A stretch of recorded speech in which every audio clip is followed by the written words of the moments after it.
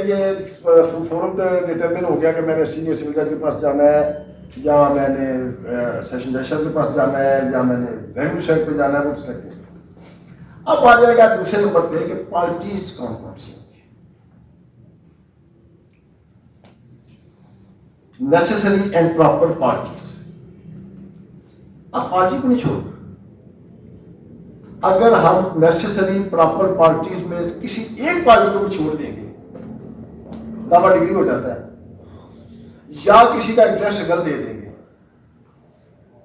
तो वो इस बुनियाद पे आ जाएगा जनाब मुझे सर्विस नहीं हुई, या वो ये कह रहे हैं कि मुझे पार्टी बनाया नहीं गया, ये फ्रॉड हो गया, ज्यादा 12 तो कहता है डिग्री को सेक्शन किया। वो जैसे वो खेलते हैं ना, वो उसमें सांप लड़ जाता है ऊपर जाके सीढ़ी पे, वो सांप लड़ जाए और जीरो पे आ जाएंगे ऐसे ही। यानी नेसेसरी और प्रॉपर पार्टीज में किसी को छोड़ना। हाँ, अगर कोई नाबालिग है,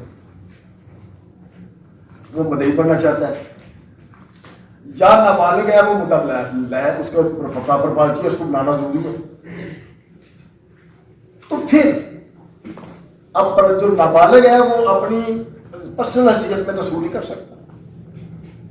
अब अगर मदई है तो उसका नेक्स्ट फ्रेंड देखा जाएगा, क्या उसका वालिद जिंदा है, उसकी वालदा जिंदा है, उसका कोई भाई जिंदा है, वो जो उसका करीब तरीन है ना, तो हम उसको शुरू करेंगे उसके जरिए से।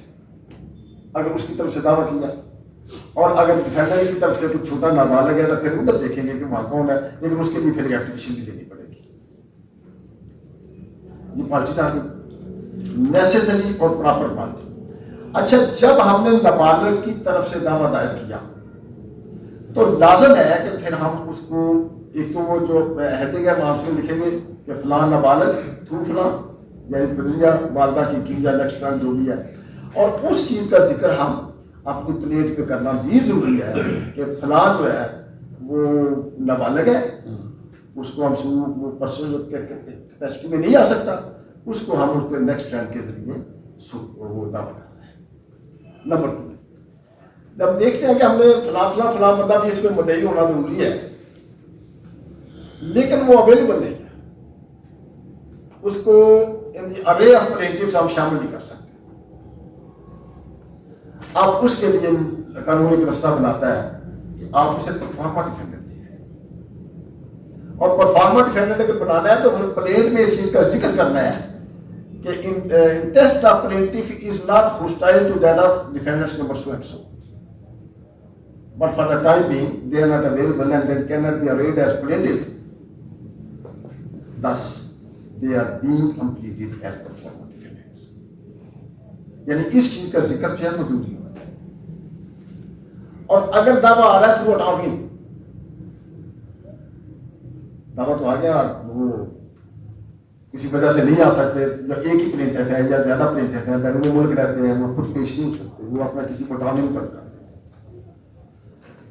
तो उस चीज का जिक्र प्लेन जो हेड है जहां पर पार्टी को बनाते हैं वहां भी लिखेंगे कि थ्रू अटॉर्नी, और उस चीज का जिक्र आप जो है ना वो प्लेन के शुरू में करेंगे कि ये दावा हम इसलिए कर रहे हैं, थ्रू अटॉर्नी कर रहे हैं।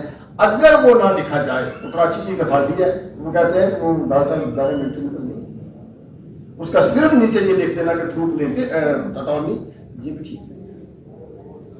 उसका जिक्र करो कि ये दावा हम इस वजह से थ्रू अटॉर्नी। आप 3 चीजें आ गई। नंबर 1 प्लीडिंग में सबसे पहली बात आ गई फोरम, जिसे हम लिखते हैं अदालत जनाब। दूसरे नंबर पे आ गए कि नेसेसरी पार्टीज, प्लेंटिफ्स कौन होंगे, डिफेंडेंट्स कौन होंगे। प्लेंटिफ्स की जो है वो नाबालिग कैसे उनको प्लीड करेंगे, अगर इनसे तो फिर क्या करेंगे, अगर वो बंदे बाहर हैं अटॉर्नी के लिए आगे तो फिर ये बात। तीसरे नंबर पे आ जाता है फॉर्म ऑफ सूट।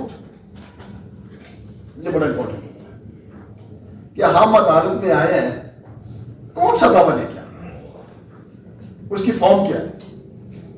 अच्छा, डिफेंडेंट की तरफ से हमारे दोस्त आते हैं, वो कहते हैं कि सूट मौजूदा सूरत में नाकाबिल रफ्तार है, तो वो देखा जाता है फिर काबिल रफ्तार कौन सा सूट है। अगर ये फॉर्म गलत है then what is the proper form? उसमें तीसरी चीज जो है ना, वो आपने ये देखना है कि हम जो सूट ले गए whether it is suit for preemption, potential through preemption, या ये दावा डिक्लेरेशन क्या है विद कॉन्सिक्वेंशियल लीफ है, या ये दावा सूट फॉर पोजेशन है, अंडर सेक्शन 8 है या अंडर सेक्शन 9 है, suit for rectification of document है, ये किसी का वो प्रॉपर चीज जो है ना वो हम ठीक। नेक्स्ट आ जाएंगे फैक्ट्स। ये बहुत इंपॉर्टेंट है, मोस्ट इंपॉर्टेंट, कि जब हम प्लेन ड्राफ्ट करते हैं तो उसमें जितने मटेरियल फैक्ट है उनको इनकॉर्पोरेट करना है इन द बॉडी ऑफ, उसको छोड़ना है। अदरवाइज अगर हम छोड़ देंगे और दूसरी तरफ से ये क्वेश्चन आ जाएगा कि सर ये तो कंसीलमेंट की गई है, असल फैक्ट तो ये है, दूसरी तरफ से जवाब तो आना है ना जी। उधर से जब ऑब्जेक्शन आएगा, दूसरी तरफ से जब प्लेडिंग आएगी, तो वो उसमें सबसे पहला ऑब्जेक्शन देगा कि सर ये जो है ना, he has not come with clean hands, और क्लीन हैंड इसलिए नहीं कि he has concealed the material facts. वो तो अदालत को धोखा दे रहा है, फैक्ट छिपा रहा है। इसलिए जब आप अदालत में आए तो किसी मटेरियल फैक्ट्स को कंसील नहीं करना। कंसील अगर हो गया तो फिर मामला गलत होगा। फैक्ट्स को एक तरतीब के साथ आना चाहिए। बस एक मामला है तो हम कहते हैं कि जनाब सबसे पहले ये हुआ, दूसरे नंबर पे ये बात आई, इसे एक कॉन्सिक्वेंस होना चाहिए।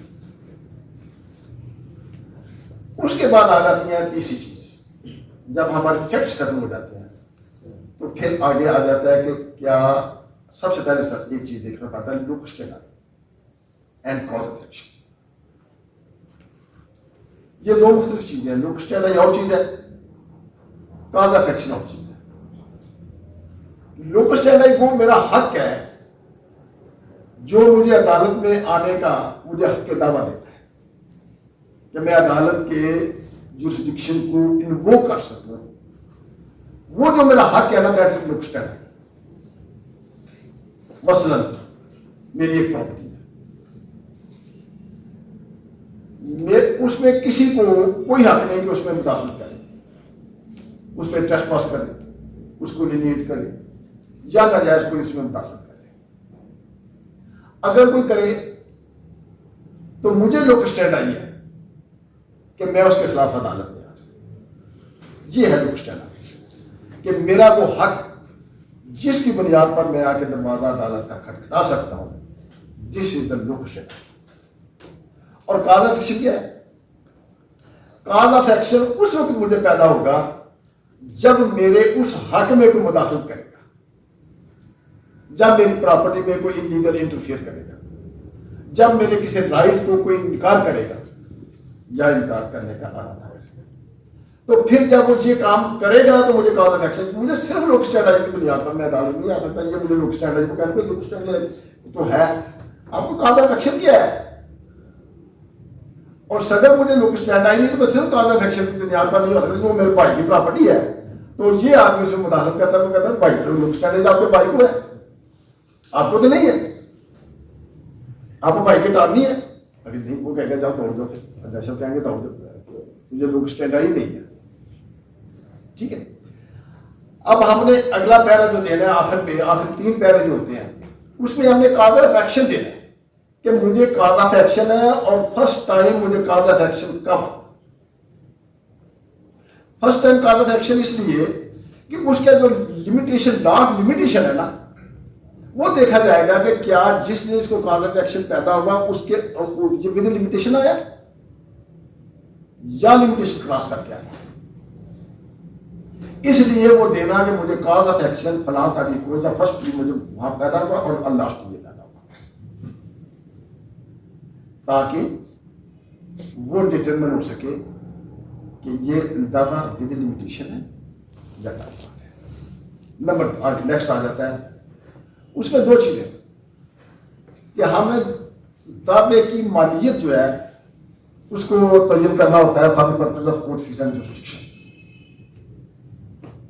अब ये दो चीजें हैं, जुरिस्डिक्शन एक अलग चीज है, for the purpose of court fees एक अलग चीज। मसलन मेरी एक जल्दी प्रॉपर्टी है, उसकी बाबत मैं डिक्लेरेशन चाहता हूं, प्रॉपर्टी कीमती है कि जनाब डिक्लेयर किया जाए कि ये मेरी इंसेस्टेड प्रॉपर्टी है, इसका मैं मालिक काबिल हूं और कोई दूसरा बंदा इसमें बना। अब उसमें मेरी जो प्रॉपर्टी इंसेस्ट्रल है उसमें कोर्ट फीस नहीं आएगा, उसमें कोर्ट फीस का इतलाक नहीं आएगा। कोर्ट फीस एक्ट ने बता दिया कि जब आप डेक्लेरेशन लेने आएंगे तो कौन कौन सी प्रॉपर्टी कहां पर कोर्ट फीस आएगा। मसलन एक सेल पे आएगा कि वो ये क्लेम करे कि मैंने ये प्रॉपर्टी खरीदी हुई है, वो ये क्लेम करे कि ये प्रॉपर्टी मुझे गिफ्ट हुई है, वो ये क्लेम करे कि ये प्रॉपर्टी मुझे मॉर्गेज के तहत मिली है, वो ये क्लेम करे कि ये प्रॉपर्टी मुझे एक्सचेंज में मिली है। ये चार सूरतें हैं कि अगर मैं डेक्लेरेशन के लिए आता हूं और डेक्लेरेशन में प्रॉपर्टी का लेता हूं और चार ग्राउंड पे किसी एक में आऊं, यानी सेल की बुनियाद पर आऊं, मॉर्गेज की बुनियाद पर आऊं, गिफ्ट की बुनियाद पर आऊं या एक्सचेंज की बुनियाद पर। तो ये चार सूरतों में मैं अगर आऊंगा कि ये डिक्लेयर किया जाए कि मैंने ये एक्सचेंज में हासिल किया है, मैंने सेल में हासिल किया है, मुझे गिफ्ट हुई है, तो देन कोर्ट फीस जो है ना वो एट वेलरम कोर्ट फीस आएगा प्रॉपर्टी के उसकी वैल्यू के हिसाब से। और अगर मैं कहता हूं ये मेरी इंसेस्टेड प्रॉपर्टी है, उस पर कोर्ट फीस नहीं आएगी डेक्लेरेशन देने के लिए। अब वो प्रॉपर्टी तो बहुत कीमती है, मतलब 1 करोड़ रुपया उसकी प्रॉपर्टी की कीमत है, तो मैं ये करूंगा कि जिसकी मैं for the purpose of jurisdiction यानी कोर्ट का जो इख्तियार है उसको उसके तयन के लिए तो मैं 1 करोड़ रुपया कह दूंगा कि ये प्रॉपर्टी जो है ना for the purpose of court jurisdiction मैं इसकी वैल्यू 1 करोड़ रुपये फिक्स करता हूं। उससे अदालत का इख्तियार समाप्त जो है ना वो उसका तयन होगा कि क्या इसे सिविल जज फर्स्ट क्लास सुनेगा, सेकंड क्लास सुनेगा या थर्ड क्लास सुनेगा। मतलब आजकल मेरा जो सिविल जज थर्ड क्लास है उसका जो 50 लाख तक और इसी तरह 2 करोड़ तक मेरा सेकंड जज में, और जो फर्स्ट क्लास है उसका खुला है। यानी अदालत के इख्तियार समात के तयन के लिए मुझे लाजम है कि उस प्रॉपर्टी की जो वैल्यूएशन है उसको मैं डिटरमाइन करूं। लेकिन कोर्ट फीस के लिए मैं कहूंगा कि कोर्ट फीस के लिए मैं इसकी 500 रुपया फिक्स करता हूं। हमारे को दावे मैं देखता हूं तकरीबन 99% में इसको डिफरेंशिएट नहीं किया जाता, वो लिखा जाता है कि जी valuation of the court fees for the purpose of jurisdiction and court fees जो फिक्स। ये for the purpose of jurisdiction अलग बात है, उसमें हमने कोर्ट का जो है ना वो देखना होता है कि कौन सी कोर्ट से सुनेगी, फर्स्ट क्लास सुने, सेकंड क्लास सुने, थर्ड क्लास सुने, उसके लिए होता है for the purpose of jurisdiction. और जो हम कहते हैं ना for the purpose of court fees, तो वो हमने जो कोर्ट फीस चस्पा करना होता है उसके लिए होता है। तो अगर ऐसी बात हो मेरी इंसेस्टेड प्रॉपर्टी और उसको मैं कहता हूं कि मैं कोर्ट फीस जो है ना for the purpose of jurisdiction 1 crore है, तो कोर्ट फीस में मैं कह सकता हूं कि 500 रुपये, ठीक है। इस चीज को हमने करना। तीसरा जो है ना फिर वो हम आते हैं कि क्या इस कोर्ट के जुरिस्डिक्शन या इस कोर्ट को जुरिस्डिक्शन है, उस पर आते हैं। अब नीचे आ जाती है प्रेयर। प्रेयर जो होती है ना ये बहुत ही जरूरी चीज होती है कि आप उसमें क्या क्या जज से क्लेम कर रहे हैं। जज से आप क्या चाहते हैं, अदालत से क्या चाहते हैं, इस्तिकरार हक चाहते हैं। और अगर इस्तिकरार हक के साथ आपका कोई कंसिक्वेंशियल बनता है, मतलब मैं एक प्रॉपर्टी डिक्लेयर कराता हूं, डिक्लेयर किया जाए कि ये प्रॉपर्टी मेरी है। एक चीज मैं आपको बताऊं कि डेक्लेरेशन के दावे बहुत ज्यादा होते हैं। मेरा सबसे ज्यादा जो इंस्टीट्यूशन होती है ना वो डेक्लेरेशन पर डेक्लेरेशन के दावे में सबसे पहले आपने अपना राइट डिक्लेयर करना है कि मैं डेक्लेरेशन लेने आया हूं, किस बुनियाद पर मैंने ये खरीदी है, या जिस तरह डिक्लेयर किया जाए डेक्लेरेशन का अगर हम सेक्शन 42 स्पेसिफिक डिफेक्ट का पढ़ते हैं तो वो कहता है कि डेक्लेरेशन कहां आएगा। डिक्लेयर करना अदालत ने हमारा वो राइट जो परी एग्जिस्ट करता है। अगर कोई मेरा राइट है, एग्जिस्ट करता है, वाकई है, तो फिर वो अदालत डिक्लेयर करेगी कि इसका राइट है, इसको इस करार दिया जाता है। अदालत मेरे हक में राइट क्रिएट नहीं करेगी, किसी सूरत क्रिएट नहीं करेगी। क्रिएशन ऑफ राइट जो है ना वो अदालत का काम नहीं, अदालत मेरा प्री एग्जिस्टिंग राइट को डिक्लेयर करेगी। तो सबसे पहले मैंने जो डिक्लेरेशन के दामन में आ गया तो उसमें कहता हूं तो उसमें सबसे पहले मतलब कि ये डिक्लेयर किया जाए कि इस प्रॉपर्टी का मैं इस हैसियत से मालिक, और दूसरे खिलाफ हूं उसको कोई राइट नहीं बनता, या वो मेरा राइट डिनाई करता है या वो उसमें दाखिल करता है, तो उसको मैं कहूंगा उसका जो अमल है दैट इज नॉट राइट, इस प्रॉपर्टी। और अब वसंत किसी ने कब्जा भी किया हुआ है या करना चाहता है, अगर कर लिया तो मेरा कॉन्सिक्वेंशियल ये बनता है कि मैं अदालत से गुजारिश करूं कि अब अगर मैं डिक्लेरेशन के बाद मुझे उसका कब्जा नहीं दिलवाया जाए,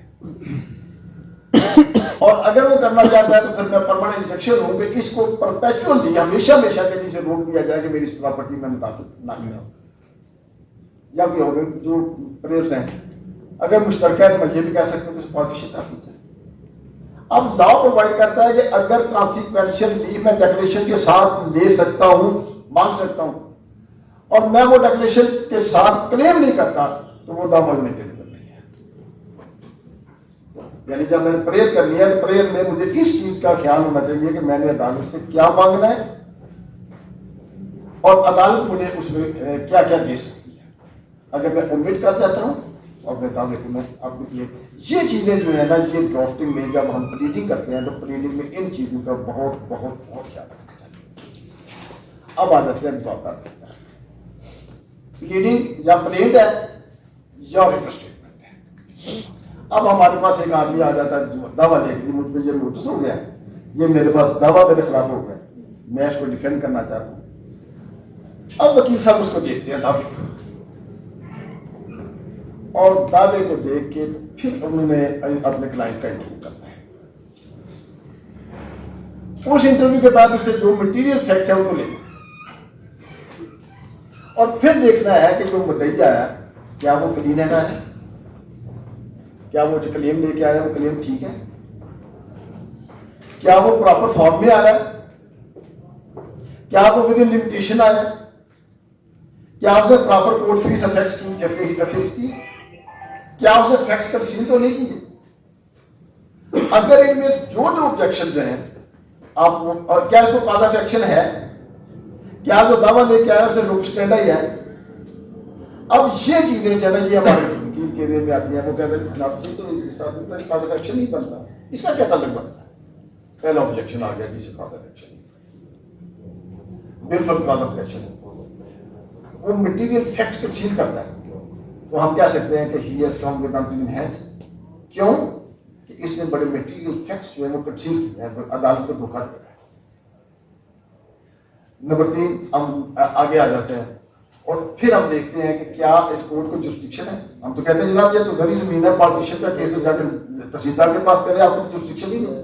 या अगर वो तहसीलदार के पास चला जाता है हम कहते हैं जनाब जुरिस्डिक्शन नहीं, ये तो रेजिडेंशियल प्रॉपर्टी है जिसमें कोर्ट में जाए।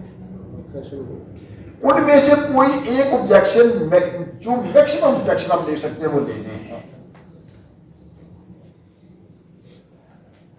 अगर नहीं लिया तो सिविल लिटिगेशन में एक जो है ना वो बड़ा बेनिफिशियल होती है कि अगर खुदा ना खास्ता को गलती मिस्टेक हो गई तो कुछ केसेस में तो खैर नहीं, लेकिन ज्यादातर केसेस में वो उसकी रेक्टिफिकेशन हो सकती है थ्रू अमेंडमेंट ऑफ क्लेम या through amendment of amendment of वो आप 670 सीपीसी का हम अदालत में जा सकते हैं कि जनाब ये फैक्ट जो है ना इसमें मैं ये ऐड करना चाहता हूं या मैं इसमें ये खत्म करना चाहता हूं, डिलीट करना चाहता हूं, या इस पार्टी को ये नेशनल पार्टी थी ये उसमें तो गलती से रह गई मैं इसको एडिशन करना चाहता हूं, या ये नेशनल पार्टी नहीं मैं इसको डिलीट करना चाहता हूं। ये हमारे पास एक लेकिन कुछ केसेस ऐसे हैं जिसमें अदालतें कहती हैं लोग मतलब शुफे का केस हमारे पास आदमी आ जाते हैं मैं शुफा करता। अब शुफे की रिक्वायरमेंट्स है कि सबसे पहले तो ये है कि वहां पर तलबे जो है वो बहुत जरूरी है कि जी मैंने जब मुझे पता चला तो मैंने उसी वक्त जंपिंग डिमांड की, मैंने कहा जी ये मेरा हक बनता है मैं शुफा करूँ। फिर उस शुबे की उस जंपिंग डिमांड जो मैंने की जैसे तलबे मुआसबत कहते हैं उसकी 23 में मैंने फिर 14 डेज हमने जनाब जाके उसको notice attested by two truthful witnesses. जब उसने नहीं किया था उनका पति किया। अब शुरू के दावे में जो अमेंडमेंट कोई आदमी लेके आता है कि आप मुझे ये अमेंडमेंट दे दें, उस रिपोर्ट से एसपी रिपोर्ट से होल्ड किया कि शुरू की मिसाल एक FIR की तरह है। जैसे FIR में कोई लफ्ज ना उसमें ऐड हो सकता है ना डिलीट हो सकता है। बहुत ज्यादा आजकल वो आ जाता है, ज्यादा से ज्यादा करना तो सप्लीमेंट्री स्टेटमेंट उसमें दे दो, अदरवाइज उसमें एडिशन या ऑल्ट्रेशन नहीं हो सकता। इसी तरह शुफे का अगर दावा आ गया तो उसमें बड़ी सोच समझ के प्लीडिंग करनी है, ड्राफ्टिंग करनी है। अदरवाइज अगर आ गया तो कहते हैं कि शुफे के दावे में जो प्लीडिंग है इसमें इसकी मसाल एक FIR की तरह, इसमें एडिशन आ सकती है क्योंकि ये आफ्टर थॉट है। ठीक है। दूसरे नंबर पे मैं ये अर्ज करूंगा प्लीडिंग के लिए एक तो कोडिफाइड लॉ है ना हमारे पास, CPC contract act, specific defect. अब इसको सुपीरियर कोर्ट इसकी इंटरप्रिटेशन करती है